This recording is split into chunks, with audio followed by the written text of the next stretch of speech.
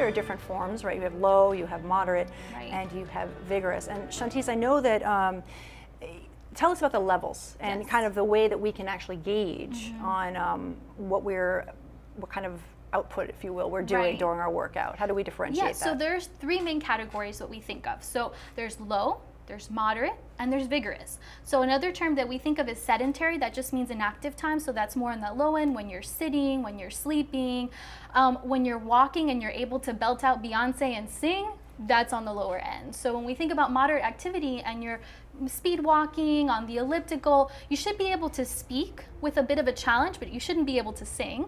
And with vigorous, it's really like when you're moving and every other word, you have to take a breath and you shouldn't be able to have a full conversation. So this is an easy way, we call it the talk test, Right. to be able to tell where you are on that spectrum. And when we think about it, you want to be more in that moderate, being able to have a conversation, but not belting out that Beyonce. Oh, yeah. That's great. And the talk test definitely works every Yes, time to see yes. what you're doing.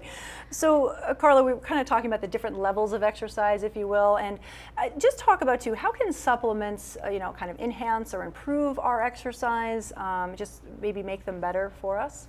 Well, it really depends on the supplement. If we're talking about exercise and performance specifically, there's another set of supplements that we can find. Right. Protein powders is the one that really comes to mind that people look for example, when trying to gain muscle mass.